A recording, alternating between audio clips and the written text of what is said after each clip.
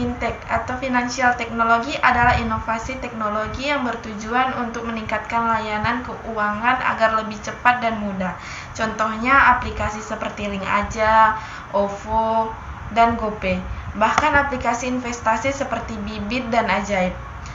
Dengan adanya fintech dapat memudahkan kita mengelola pengeluaran, bertransaksi, bahkan memudahkan kita untuk mencari pinjaman. Menurut beberapa ahli, fintech memiliki potensi besar untuk mendemokratiskan layanan keuangan. Ini artinya orang-orang yang sebelumnya belum memiliki layanan keuangan dapat mengakses layanan keuangan hanya dengan menggunakan handphone mereka saja. Nah, di sini kita masih yang ketiga nih, latar belakang fintech. Nah, pasti teman-teman nanya nih, kenapa fintech ini bisa ada?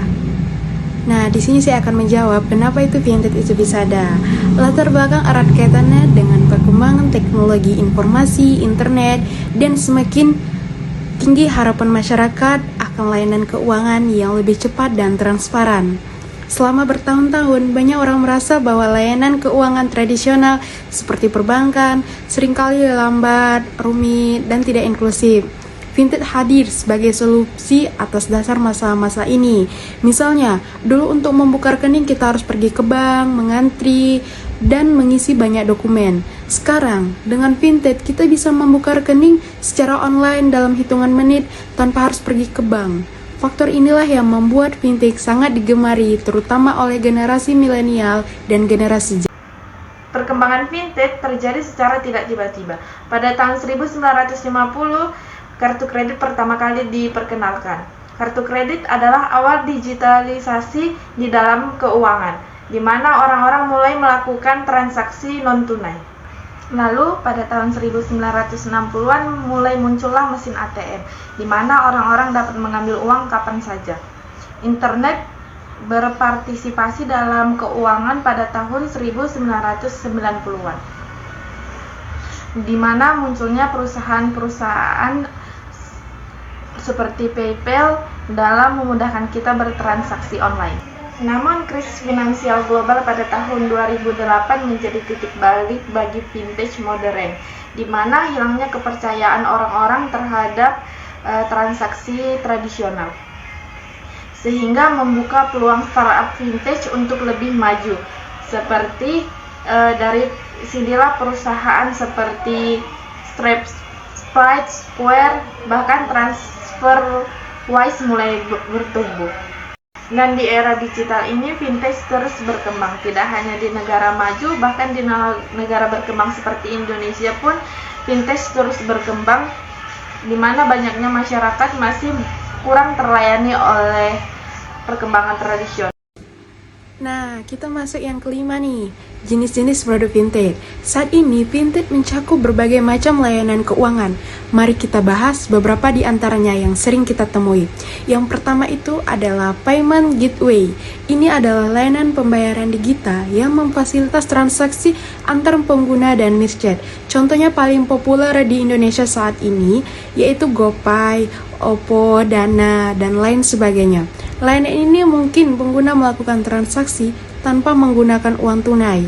Yang kedua, Fan-to-Fan Lending. Ini adalah platform yang mempertemukan pemberi pinjam dengan meminjam secara langsung tanpa melalui bank. Contohnya di Indonesia adalah Queenwork dan Investri. Ini mampu membantu UMKM yang mungkin kesulitan mendapat pinjaman dari bank. Yang ketiga itu adalah crowdfunding. Crowdfunding adalah metode pendanaan di mana sejumlah orang memberikan dana untuk proyek atau inisiatif tertentu.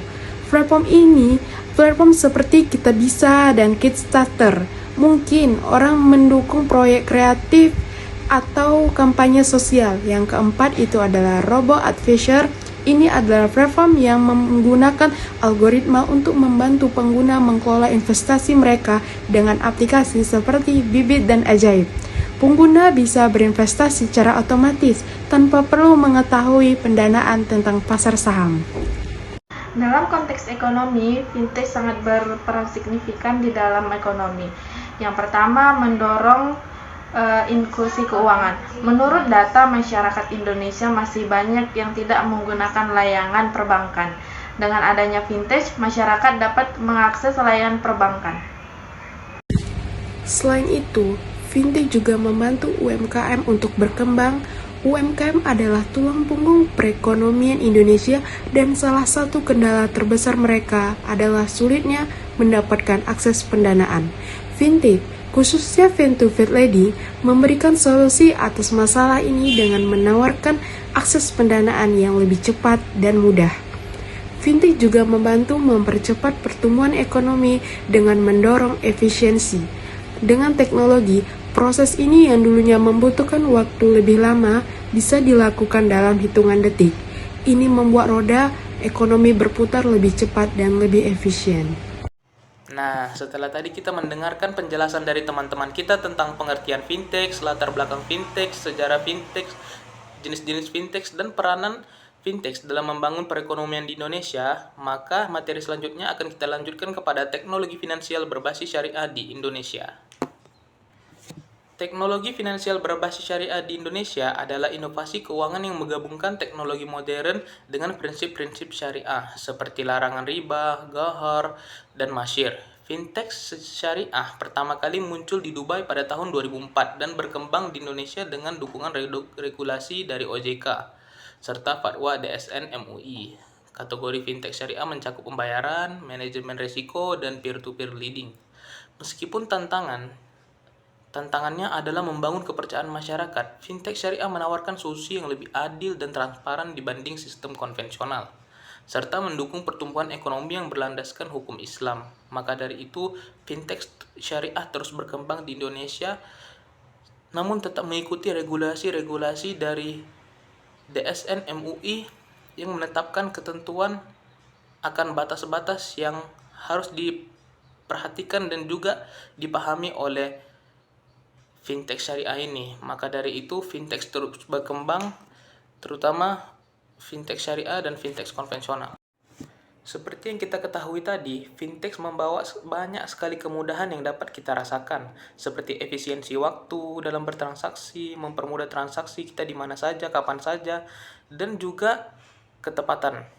Maka itu semua tidak menutup kemungkinan bahwa fintech juga memiliki kekurangan. Layaknya manusia, tidak ada yang sempurna.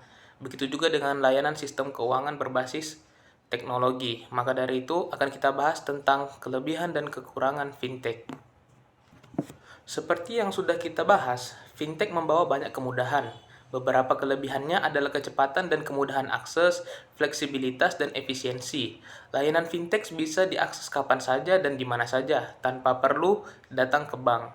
Jadi kita tidak perlu menyempatkan waktu untuk datang ke bank, kita hanya menggunakan smartphone saja. Namun fintech juga memiliki tantangan dan risiko. Salah satu risiko utamanya adalah masalah keamanan data. Dalam dunia digital, data pribadi kita menjadi sangat berharga. Jika tidak dijaga dengan baik, data itu bisa dicuri atau disalahgunakan oleh pihak yang tidak bertanggung jawab. Pastinya kita harus hati-hati dalam menggunakan fintech ini. Tantangan lainnya adalah regulasi. Industri fintech berkembang begitu cepat, sehingga seringkali regulasi ataupun peraturan belum mampu mengejar perkembangan teknologi ini. Ini membuat perlindungan konsumen menjadi hal yang sangat penting. Maka dari itu, kita harus bijaksana dalam menggunakan fintech, baik dalam layanan keuangan, berinvestasi, menanamkan modal, ataupun memberi atau membuat sebuah pinjaman. Maka kita harus berhati-hati. Fintech ini aman, namun bisa menjadi sangat berbahaya juga bagi kita semua. Maka dari itu kita harus bijaksana dalam menggunakan fintech. Terlebih lagi, fintech ini berkaitan tentang uang. Maka dari itu kita harus berhati-hati, kita harus memperhatikan aspek-aspek yang perlu diperhatikan dalam menggunakan fintech.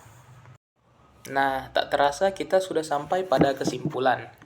Sebagai kesimpulan, fintech adalah masa depan industri keuangan.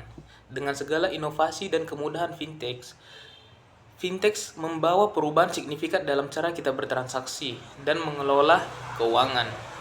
Tidak hanya mempermudah kehidupan kita, fintech juga memiliki potensi untuk meningkatkan inklusi keuangan dan pertumbuhan ekonomi. Maka dari itu, kita juga harus tetap waspada terhadap risiko yang ada. Keamanan data dan regulasi adalah dua hal yang harus diperhatikan agar perkembangan fintech bisa berjalan dengan baik dan memberi manfaat bagi semua pihak. Terima kasih kepada semua yang sudah menyimak presentasi kami. Semoga video ini bermanfaat dan dapat diserap ilmunya oleh teman-teman sekalian. Demikian yang dapat kami sampaikan, kurang lebihnya kami mohon maaf, kepada Allah kami mohon ampun. Bila ada kesalahan kata dan juga tutur kata yang tidak baik keluar dari mulut kami, maka kami mohon maaf.